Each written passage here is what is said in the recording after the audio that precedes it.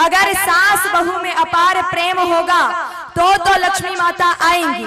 और जिस घर में सास बहू कुत्ते बिल्ली की तरह लड़ती है उस घर में लक्ष्मी माता भी बिल्कुल भी नहीं आएंगी। विचार करती है पहले से दो ग्रह लक्ष्मी आपस में इतनी लड़ रही है, मैं तीसरी लक्ष्मी जाके और क्या करूंगी, इसलिए आने का प्रोग्राम नहीं बनाती है। तो देवियों थोड़ा संभल जाना, सिर्फ सोच का फर्क है। अगर प्रत्येक सास ये विचार कर ले कि एक बेटी विदा होकर चली गई तो बहू के रूप में दूसरी बेटी आ गई, और प्रत्येक बहू ये विचार कर ले कि एक माँ छूट गई तो सास के रूप में दूसरी माँ मिल गई, तो कोई लड़ाई हो ही नहीं। पर आज तक ना तो किसी सास ने अपनी बहू को बेटी माना और ना कोई बहू अपनी सास को मां मान पाती है। उसके बाद दोनों देवियां ऐसी लड़ती है कि इनके सामने वो WWF का मैदान भी थोड़ा छोटा नजर आता है। जब तक आप लड़ोगे तब तक लक्ष्मी माता बिल्कुल भी नहीं आएंगी।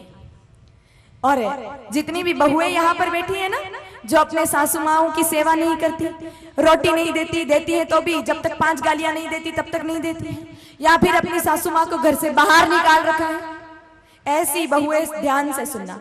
वैसे कौन कौन ऐसी बहुएं जो अपनी सास की सेवा नहीं करती, जरा हाथ खड़ा करना।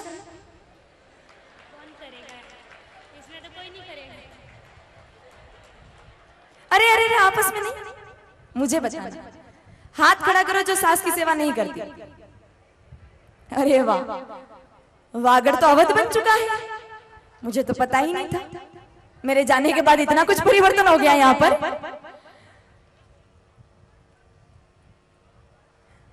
नीचे से बुट्टी बुट्टी दादियां ऐसे ऐसे इशारा कर रही है मेरे को, कोई नहीं करे सेवा।